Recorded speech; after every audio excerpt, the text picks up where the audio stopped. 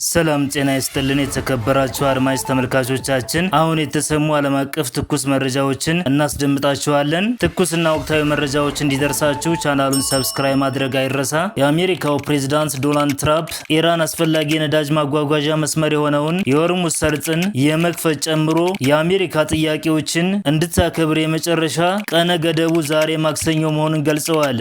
አልጀዚራ እንደዘገበው ኢራን ይህንን የማታሟላ ከሆነ በኃይል ማመንጫዎችና ድልድዮች ላይ ጨምሮ ግዙፍ የአሜሪካ ጥቃቶችን በኢራን መሰረተ ልማቶች ላይ ሊያደርጉ እንደሚችሉ ትራምፕ አስጠንቅቀዋል። አልጀዚራ እና ሮይተርስ እንደዘገቡት የፓኪስታን የግብጽና የቱርክ ሸምጋዮች ለ45 ቀናት የሚቆይ የተኩስ አቁምና የሆርሙዝ የባህር ዳርቻ እንደገና እንዲከፈት የሚጠይቅ እቅድ አውጥተው ሰፊ የሰላም ድርድር እርምጃ እንደጀመሩ ሲያስነብቡ፣ ነገር ግን ኢራን እንደገለጸችው አሁንም የሰላም እቅዱን እየገመገመችው እንደሆነና እስካሁን ድረስ የጊዜያዊ ተኩስ አቁም ሐሳቡን እንዳልተቀበለችውና ጦርነቱን በዘላቂነት የሚያቆም ድርድር እንደምትፈልግ ገልጻለች። ለሰዓቱ ያዝንላችሁ ትኩስ መረጃዎች እነዚህን ይመስላሉ። እስከዛሬ ድረስ ቻናላችንን ሰብስክራይብ ያላደረጋችሁ ካላችሁ ሰብስክራይብ በማድረግ የሚጨመር የሚቀነስ ነገር ካለ ኮሜንት ሴክሽኑ ላይ በማስቀመጥ ለብዙዎች እንዲደርስ ደግሞ ላይክ እና ሼር በማድረግ ቤተሰቡን እያልኩ እየጋበዝኩኝ ዜናውን በዚህ ቋጫለሁ። አመሰግናለሁ። ቻው።